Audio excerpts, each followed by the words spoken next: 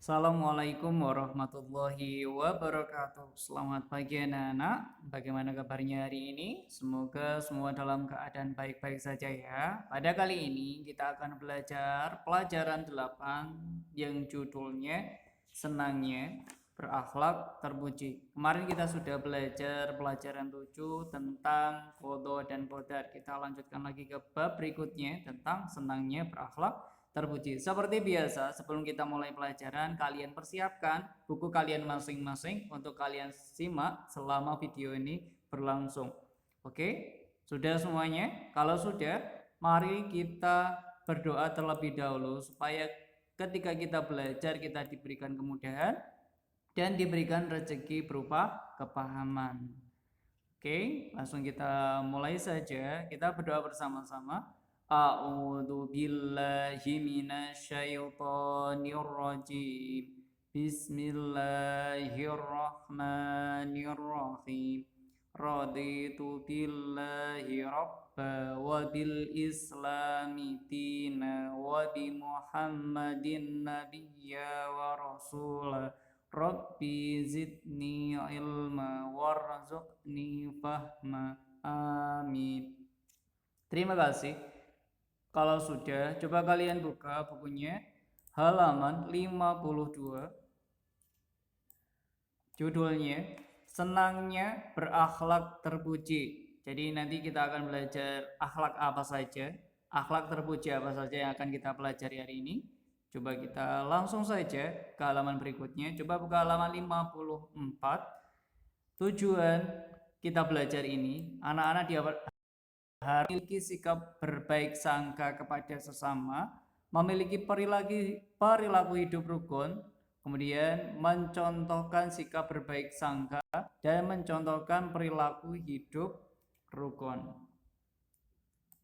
Langsung saja ke halaman berikutnya. Langsung ke materi ya, membaca akhlak terpuji. Coba sebelum Pak Guru mulai menerangkan tentang materi ini, coba Pak Guru akan memutarkan video untuk kalian lihat sebelum Pak Guru terangkan ya.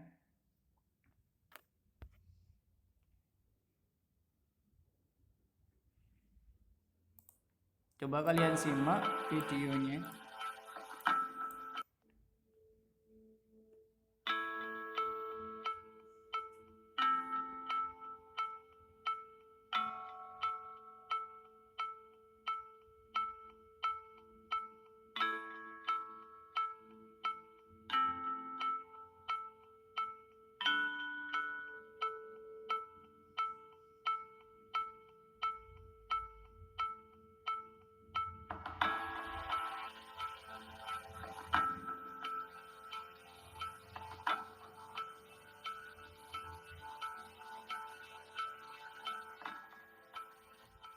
Itu siapa ya duduk depan masjid?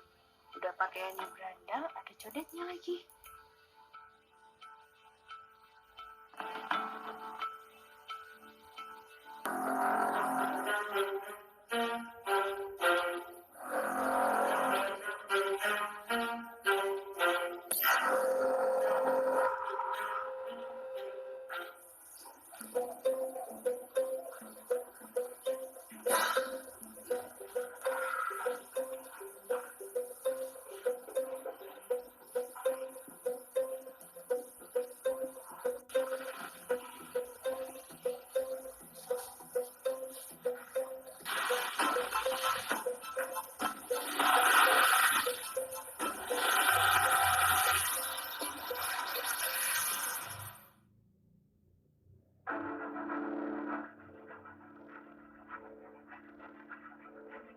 Putri, tahu nggak? Kemarin tuh sebelum aku datang ke masjid, aku lihat cowok, dia tuh kayak berandal gitu. Pakai kamu. Kayaknya kemana aku juga lihat. Waktu kamu pulang bulan kemarin, aku lihat dia ambil kunci kolam masjid tuh. Oh ya, benar. Nggak bisa dibiarin nih. Kita harus lapor sama dia. Ya, kita harus lapor sama dia. Kita harus lapor sama dia.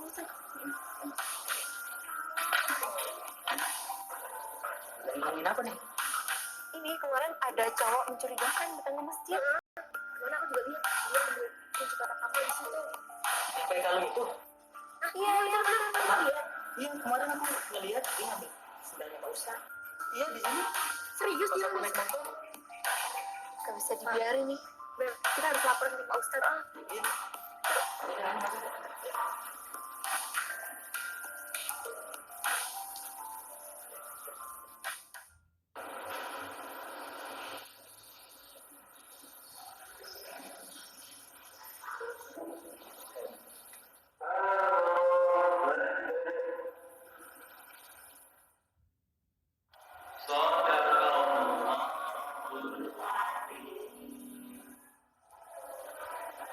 Oh iya Pak Ustadz, mau ada yang kita mau sampaikan. Iya. Jadi gini Pak Ustadz, kemarin kita itu melihat ada Mas, jadi dia pakai baju kaos tapi pakai kalung. Kemarin Pak Ustadz, saya ngelihat dia ngambil sendal Pak Ustadz. Iya, Pak Ustadz. Kemarin saya juga lihat ada laki itu kayak berandal gitu, Ustadz. Ada codetnya di mukanya. Iya kan? Kemarin juga saya lihat dia ngambil kunci kotak amal di depan. Oh alah, laki-laki yang kalian maksud itu adalah keponakan saya yang kebetulan mampir ke rumah saya seperti itu. Keponakan Pak Ustadz. Iya, dia itu kuliah di Jogja. Kebetulan hari-hari ini dia sedang liburan dan kebetulan mampir ke rumah saya seperti itu. Jadi ceritanya seperti ini.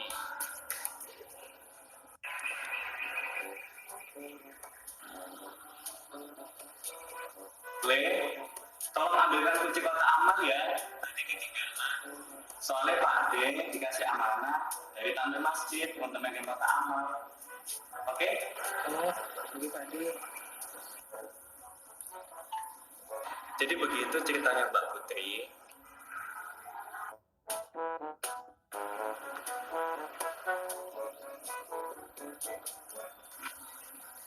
Halo, Le. Maaf ya, Le. Maafkan Pak Ade ya. Tadi Pak Ade pakai sandal kamu, keburu-buru kamu soalnya di rumah. Nanti minta tolong ambilkan sandal Pak Ade di masjid ya. Oh, iya Pak Ade. Oke, terima kasih. Jadi seperti itu Mas Azam ceritanya. Kenapa dia mengambil sandal saya? Le, sini Le. Duduk samping Pak Ade. Perkenalkan, ini dia.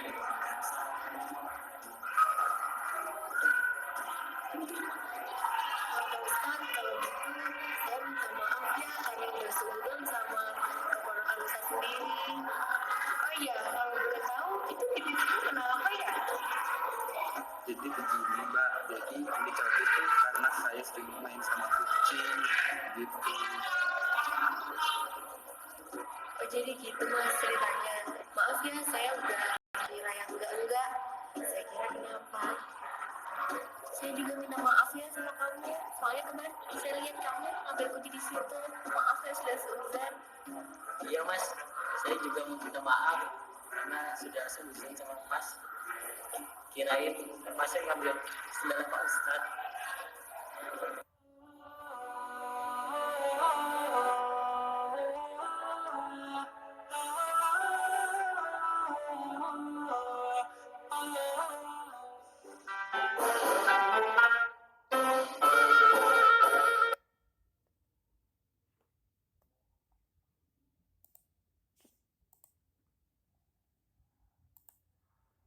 Nah, demikian videonya. Dari video tersebut dapat kita simpulkan. Jadi kita jangan menilai seseorang dari luarnya saja. Luarnya tadi digambarkan dia seorang preman ya, dia mempunyai bekas luka di pipinya. Kemudian dia pakai kalung dan wajahnya sangar ya. Nah, seperti itu. Jadi kita jangan melihat dari penampilannya saja, tapi kita selidiki lebih lanjut apa yang dia lakukan, jangan langsung berprasangka buruk. Tadi judulnya husnudon. Husnudon itu artinya berbaik sangka, lawannya suudon. Jadi kalau baik sangka itu namanya husnudon, kalau berprasangka buruk namanya suudon. Jadi kalian harus tahu.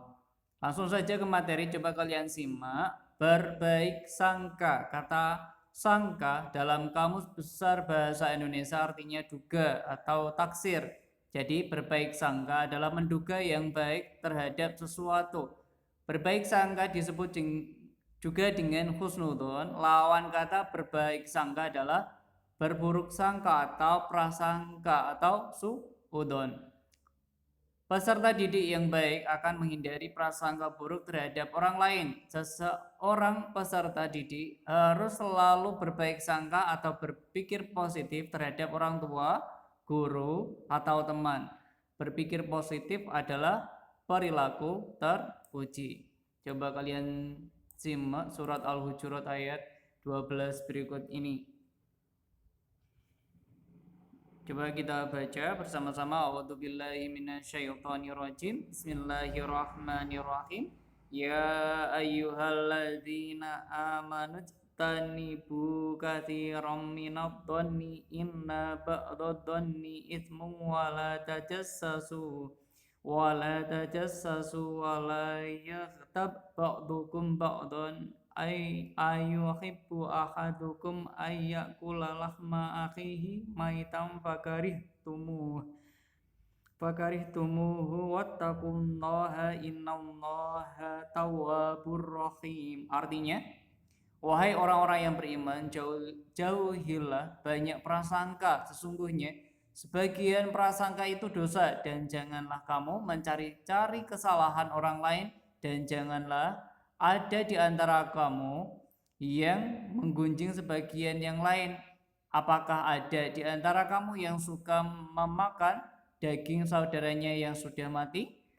Tentu kamu merasa jijik, dan bertakwalah kepada Allah. Sesungguhnya Allah Maha Penerima Taubat, Maha Penyayang.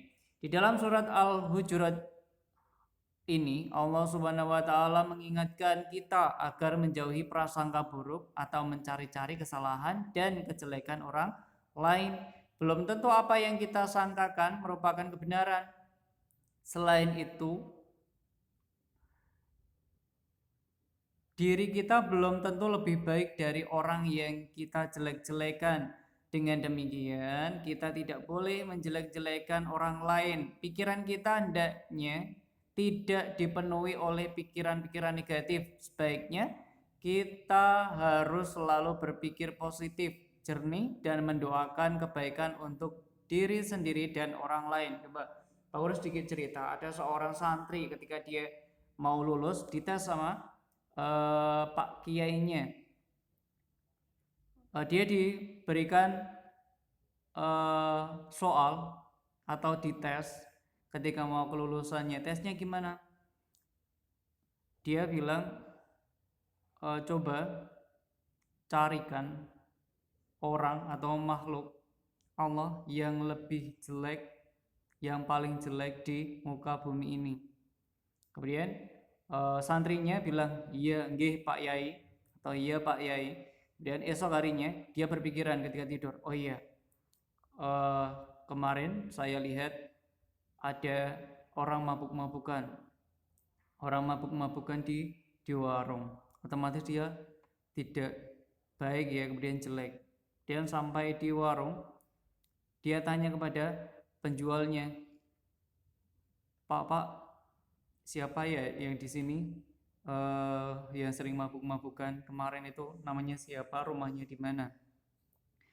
Kemudian orang ini, oh ya di sana. Ada apa? Ini saya suruh mencari orang yang lebih jelek dari saya atau lebih buruk di muka bumi ini. Kemudian dia pulang untuk keesokan harinya menjemput orang tersebut. Tapi ketika malam harinya dia berpikiran, orang itu mungkin jelek saat ini, tapi kita tidak tahu ketika dia taubat, mendapat hidayah, taubat, kemudian dia lebih rajin ibadahnya. Kita tidak tahu, bahkan nanti ketika dia sudah taubat, bahkan ibadahnya lebih bagus dariku. Jadi tidak tahu, kemudian hilang dari pikiran tersebut. Kemudian dia kepikiran lagi, oh ya makhluk, oh ya anjing selain dia hewan, dia juga najis. Dianggap orang najis ketika terkena liurnya, dianggap najis. Kemudian malamnya lagi, pemuda ini kepikiran lagi, dia memang anjing, hewan yang najis, tapi dia tidak memiliki, tidak berkewajiban untuk sholat, tidak mempunyai akal seperti manusia. Dan ketika anjing tidak mendapat pertanggungjawaban ketika hidupnya, nah jadi dia mengurungkan lagi atas niatnya untuk membawa anjing. Kemudian dia keesokan harinya datang ke Pak Kiai. Pak Kiainya bertanya, mana orang atau makhluk yang lebih jelek dari kamu, atau yang paling jelek di muka bumi ini? Kemudian santri itu bilang, jadi orang yang paling jelek atau buruk di muka bumi ini adalah prasangka saya sendiri, karena menyangka orang lain lebih buruk dari saya. Jadi saya tidak bisa menemukan. Tadinya saya berpikir orang mabuk-mabukan, tapi tidak. Tapi saya pikir ketika orang mabuk-mabukan itu ketika mendapat hidayah, dia akan jauh lebih baik dari saya ibadahnya. Kemudian nanti anjing dia ketika mati, dia tidak mendapat pertanggungjawaban atas perbuatan ketika dia hidup seperti saya. Jadi seketika itu santrinya lulus. Kenapa kok bisa lulus? Karena menyadari bahwa prasangka buruklah adalah hal yang paling buruk di muka bumi. Nah, itu singkat cerita sedikit ya. Coba langsung saja materi berikutnya kita lanjutkan. Contoh berbaik sangka.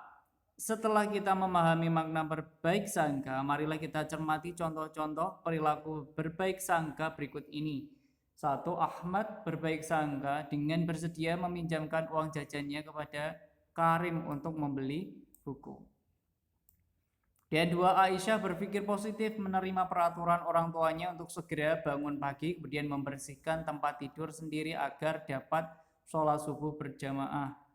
Kemudian Syamil berpikir positif menerima aturan orang tuanya untuk mengikuti les privat mengaji di rumah, meskipun itu membuatnya tidak dapat keluar rumah setelah pulang sekolah. Jadi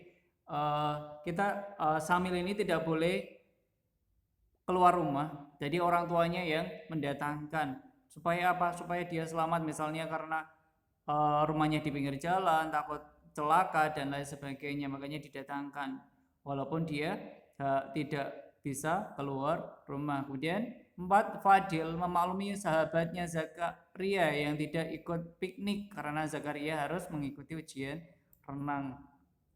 Jadi jangan-jangan dia nggak ikut karena ingin ke mana sama orang tuanya, atau mungkin uang dari orang tuanya mau digunakan main sendiri atau bermain game online dan lain sebagainya. Ya jangan seperti itu. Kemudian 2. Simpati. Kata simpati dalam Kamus Besar Bahasa Indonesia berarti rasa kasih, rasa setuju kepada, dan rasa suka. Simpati. Secara umum, simpati dapat diartikan sebagai perasaan kebersamaan secara sosial hingga seseorang dapat merasakan perasaan orang lain dengan dirinya sendiri. Biasanya suatu perasaan sedih.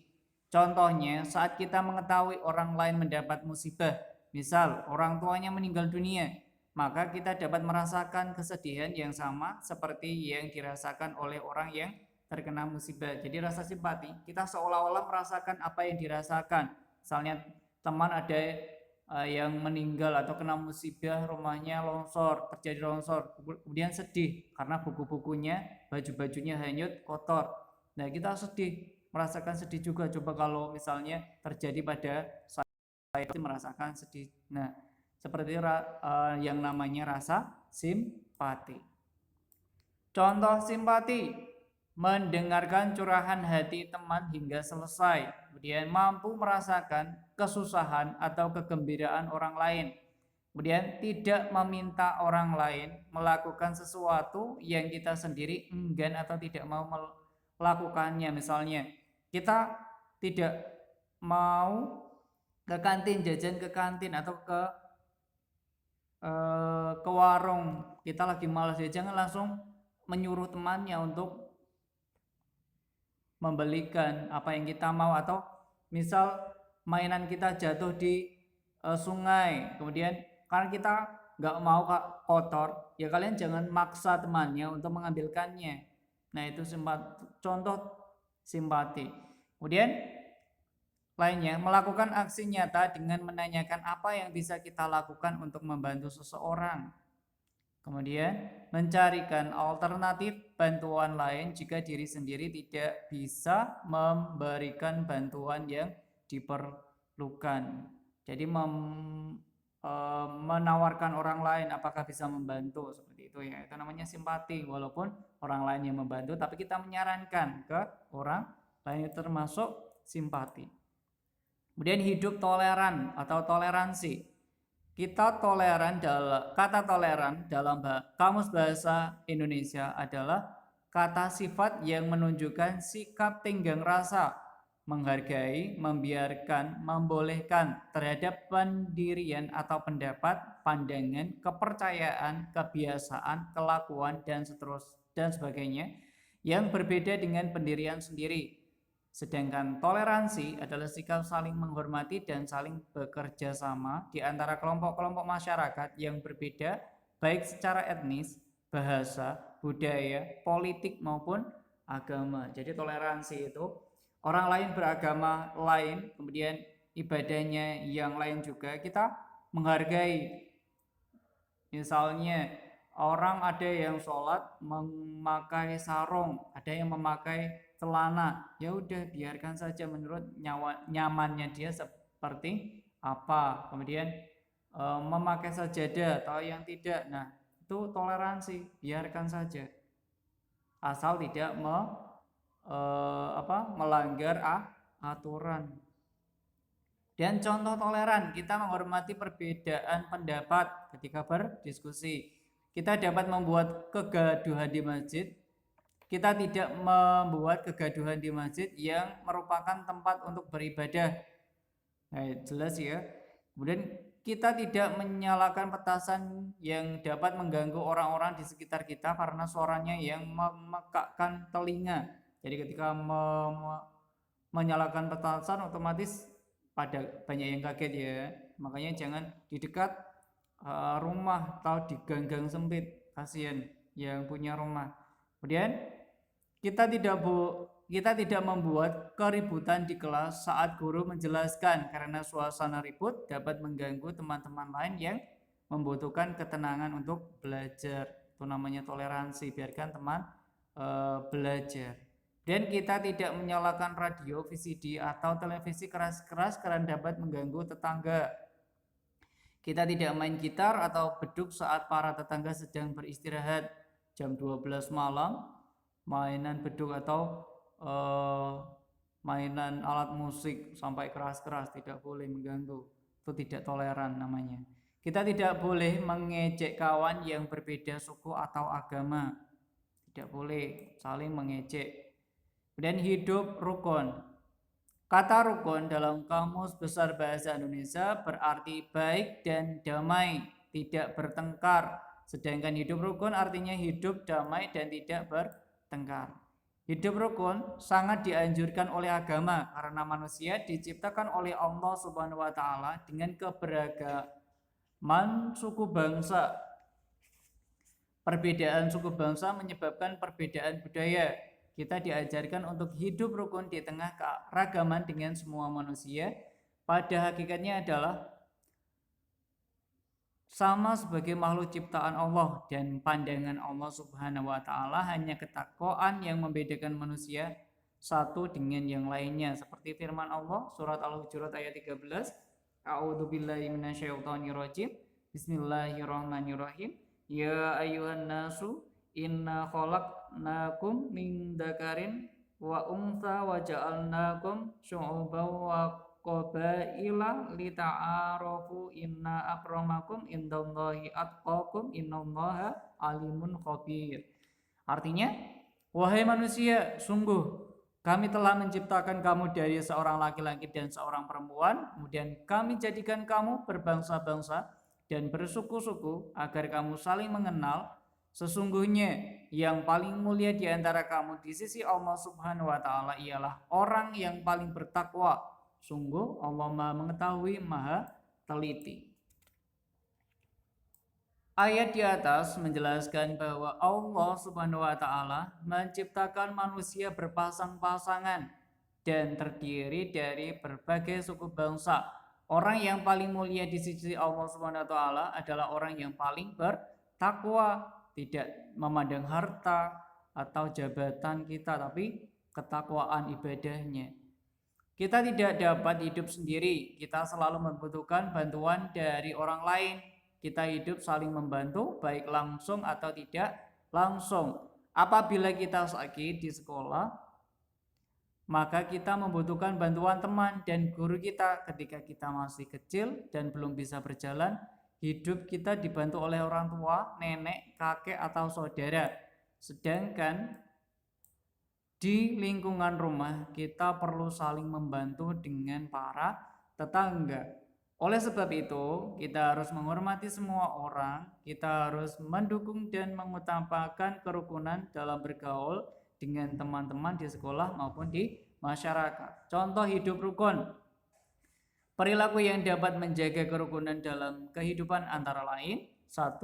Selalu memperhitungkan baik dan buruk terlebih dahulu tiap kali akan berbicara atau berbuat. Jangan berbicara kasar atau berbuat jelek, dipikirkan dulu ya. Kemudian bersikap menghargai orang lain, orang tua, orang yang lebih tua, saudara, teman yang berbeda agama, teman berbeda asal daerah, dan lain-lain. Kemudian C.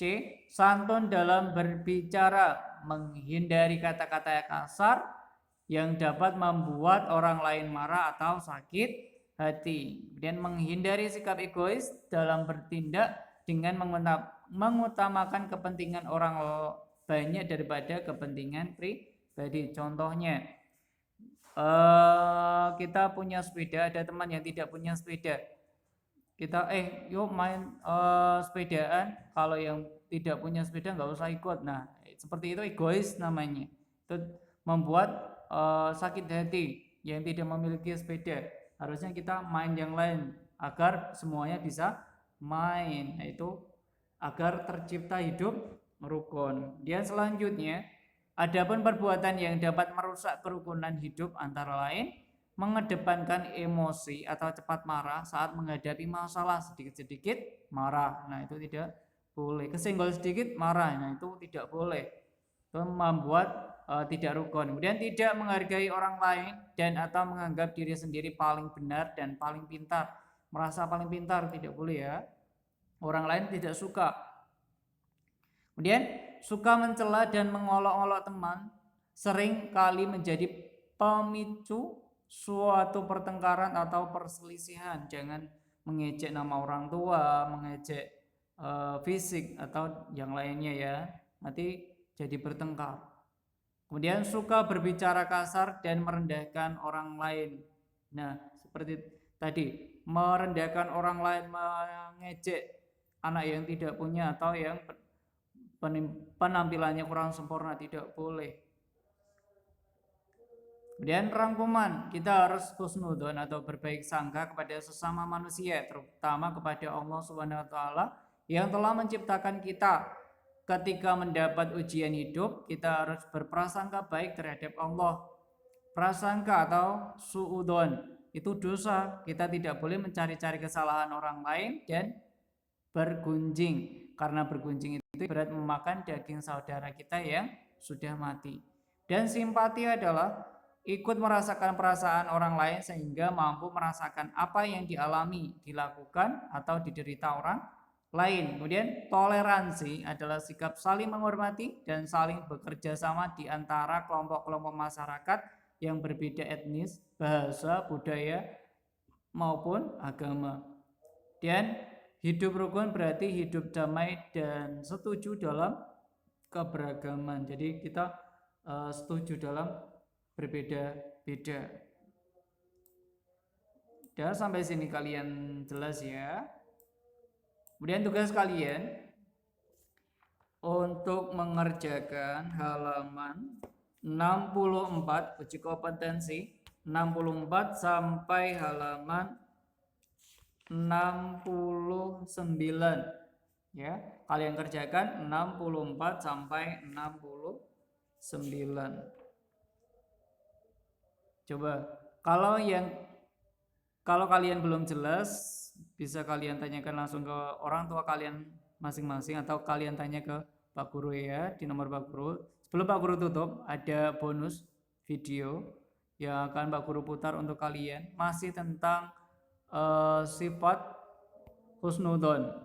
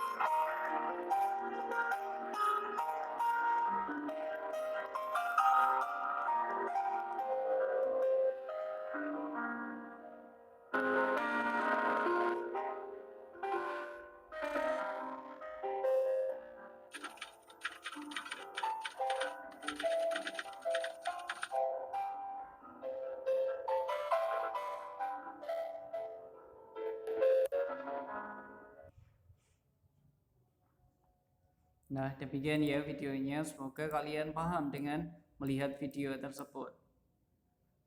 Demikian yang bisa Pak Guru sampaikan. Marilah kita tutup pelajaran pada kali ini dengan berdoa ya. Mari kita berdoa bersama-sama. A'udzu billahi minasyaitonir rajim. Bismillahirrahmanirrahim. Allahumma arinal haqqa haqqa warzuqna ittiba'ah wa arinal batila batila warzuqna ijtinabah. Rabbi zidni ilma warzuqni fahma waj'alni minas sholihin. Tabur akhiri, assalamualaikum warahmatullahi wabarakatuh.